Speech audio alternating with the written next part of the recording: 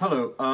I've done a few things about Simon McDonald, Lord McDonald, an ex-civil servant who was in the Foreign Office and who has blown the whistle. And this is what he said on Radio 4 this morning. So there's no question in your mind that This is the Mr. interviewer. Johnson knew in person, had been told in person about what happened at the Foreign Office?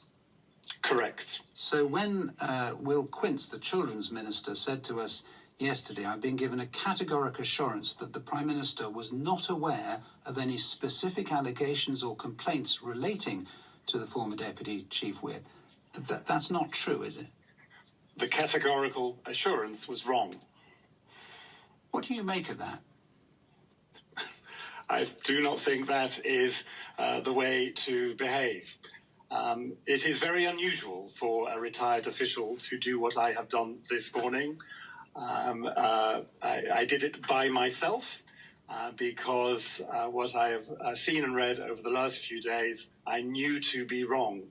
And things get to a point where you have to do the right thing. It's so simple.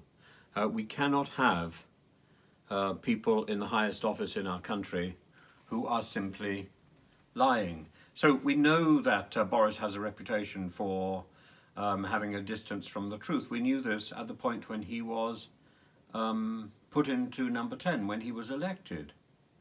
But what I find extraordinary is that there don't seem to be people around him who are telling him that this is the wrong way to behave.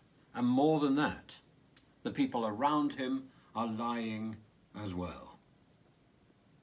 And we've seen lies about everything, lies about whether or not you're going to do your job. You'd rather sun yourself on Crete than do the proper thing and respond generously to those people who have given their lives and made sacrifices for us in Afghanistan.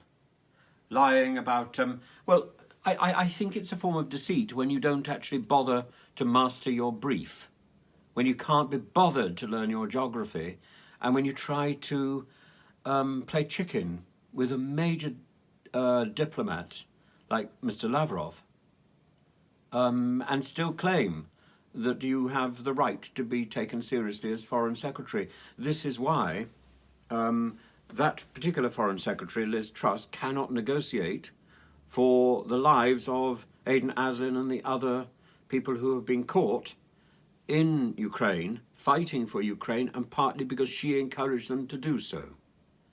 That is abhorrent. And it's based on deceit and an acceptance of deceit. And when somebody has an allegation of bullying against them, and even when that seems to look as if it's true, they're still kept in position, and they're in a position in the Home Office where you only have to ring up the Home Office to be told that inappropriate language is not tolerated. But it seems to be tolerated at the top. And these stories keep coming out. I don't understand how we can have someone in government who is a self-confessed abuser of a Class A drug. I don't understand, without changing the law. If we change the law, it would be different.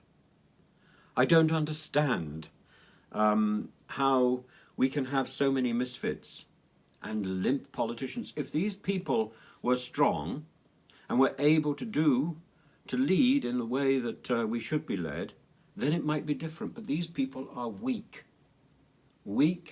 and useless, and scurrying around the place lying. Boris is not going to be, Boris might be thrown out, but who is going to come out, who is going to replace him? One of these people.